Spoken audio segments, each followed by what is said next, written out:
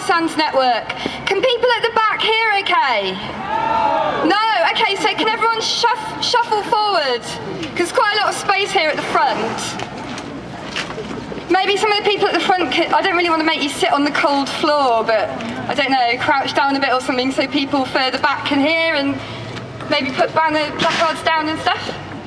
Is that better for people at the back? Not really. Okay, well I'll shout as loud as I can then. So, it's very fitting that we're here today in Grosvenor Square. As Phil has already said, this is the US Embassy. What you might not know is that building directly behind you is the Canadian High Commission, looking directly at the US Embassy.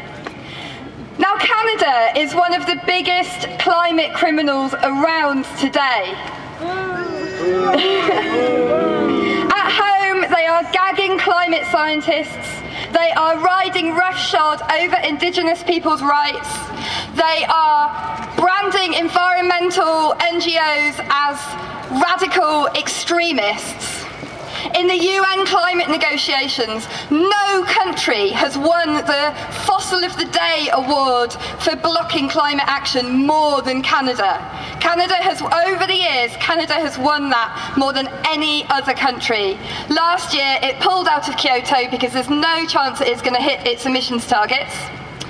And in the EU, Canada has launched this unprecedented lobbying push to essentially try and stall and undermine and block a key piece of EU climate legislation. Now, why is Canada doing all these things? The answer is simple: it's the tar sands.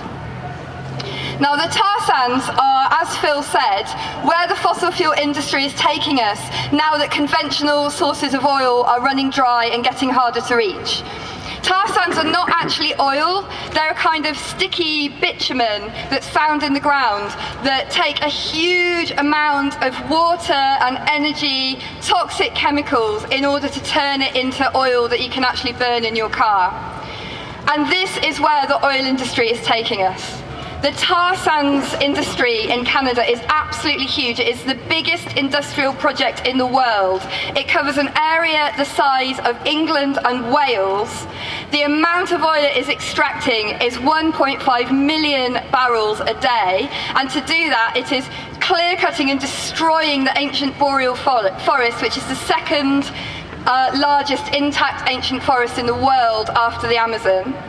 It is digging up Indigenous people's lands, it is polluting the water, it's polluting the air, it's polluting the ecosystem, it's driving Indigenous communities away from their traditional way of life, it's poisoning people's water, people are getting sick and dying because of the tar sands. Not only that, it is a highly, highly carbon intensive way of getting oil. The tar sands extract a lot more than conventional oil in terms of the, emit a lot more than conventional oil in terms of the extraction process. And the plans are to expand the tar sands industry threefold by 2030.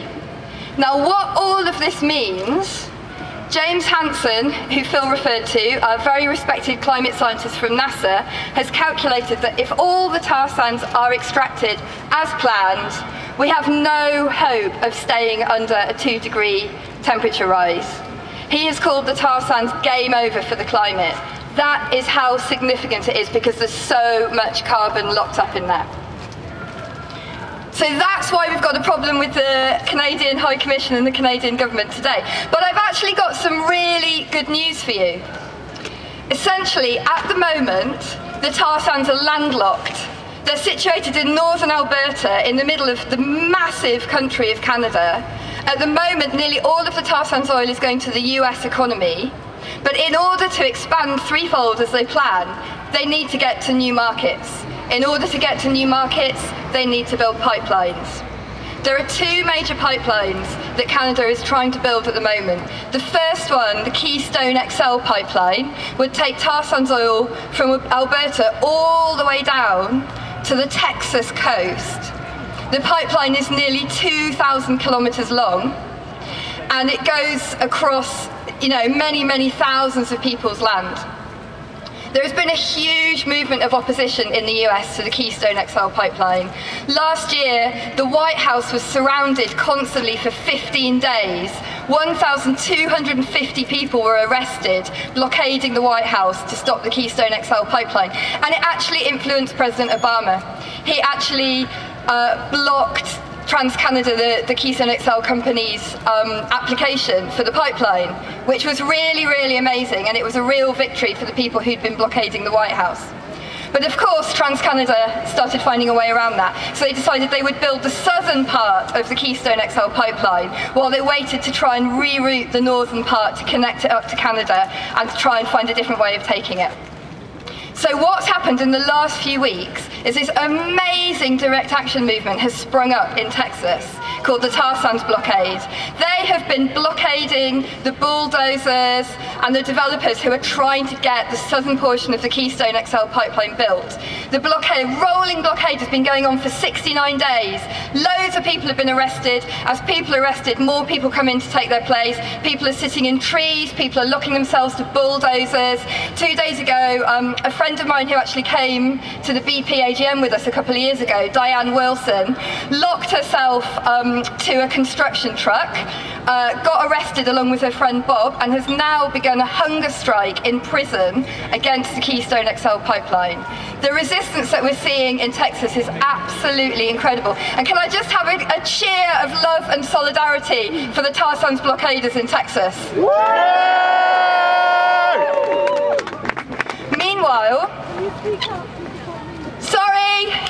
Meanwhile, they're also trying to build a pipeline west across Canada to the British Columbia coast so they can put tar sands oil in massive super tankers to export it to China. Now this is called the Enbridge Northern Gateway Pipeline, and that pipeline would cross 200 Indigenous First Nations communities' territories. And amazingly, every single one of those 200 different First Nations has united in opposition to the pipeline. They have said, we do not want this on our land, we do not want the money that Enbridge is offering us, we will take direct action if necessary once all of the legal avenues to us have run out. They have connected with a really strong environmental movement in British Columbia, and they have resulted in so much resistance to the Enbridge Northern Gateway pipeline that pundits are now saying it's not going to be built. So you can have a huge cheer of love and solidarity. So what does this mean? Amazingly, it means that because of people taking this kind of action, the tar sands remain landlocked. They cannot build the pipelines that will get them to new markets, which is the whole rationale for expanding. And as a result, the price of tar sands oil in the last few weeks has plummeted to $35, which is way below the amount where companies can actually make money. So suddenly, tar sands oil is not profitable because it's landlocked, and it's landlocked because of the environmental movement and First Nations working together to stop these pipelines being built. This is an incredible, incredible thing. I can't quite believe it. Even 6 months ago, I wouldn't have believed it. Now, it doesn't mean that we've won, because even yesterday, Enbridge filed for a new pipeline to be built east across Canada. You know, they're going to keep trying, but the movement in North America is so strong on this now that this is the biggest blow that the tar sands industry has ever really experienced, and it's really, really encouraging. So I just wanted to deliver that piece of good news to you, because I know there's not a lot of good news to be had on climate change at the moment. And I just want to talk a little bit about where we fit in here in the UK. So first of all, some of the biggest players in the tar sands are actually British companies.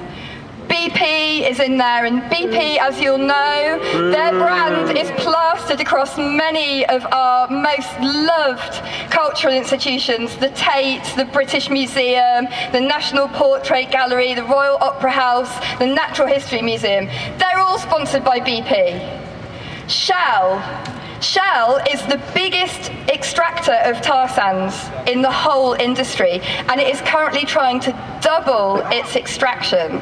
So, and all of this is taking place on the land of a First Nation called the Athabasca Chippewa First Nation, who are standing up to Shell and suing them to try and stop this expansion taking place. And we are working in solidarity with them to put pressure on Shell over here. Royal Bank of Scotland are the 7th largest financer of tar sands companies.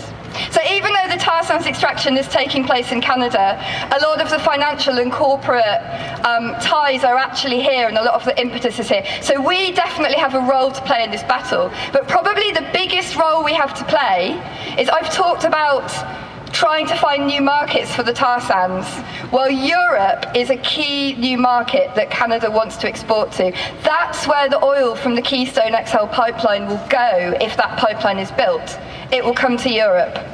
And there's a piece of legislation going through the EU at the moment called the Fuel Quality Directive that would essentially label tar sands as more polluting, much more polluting than conventional oil, and strongly discourage companies from importing tar sands oil into Europe because they wouldn't make so much money out of it. Now, Canada has launched the most unprecedented lobbying campaign. They've got to the UK government. The UK government is now blocking this legislation. They've got to the French government, they've got to the German government, they've got to the Dutch government. Interestingly, these are the countries that have the big oil companies in them, Shell, BP, Total, and so on. But nevertheless, there's a huge amount of support for this amongst MEPs and amongst the European Commission. Now, the next vote is going to come up early-ish or towards the summer next year, and we have a really important role to play to make sure that the UK government supports the Fuel Quality Directive and keeps tar sands oil out of Europe, because if we can close off the EU market to tar sands, that is another blow for the business case for tar sands oil, and that is why the Canadian government is lobbying so hard to stop this legislation being passed in the EU. We know how important it is to Canada, and that's why it needs to be really important to us as well. So if you want to find out more, be involved in the tar sands campaign, you can sign up to our email list, which is www.no-tar-sands.org, and we'll keep you in touch with it. But maybe we could just make a little bit of noise for both the US and the Canadians, just so they know we're here.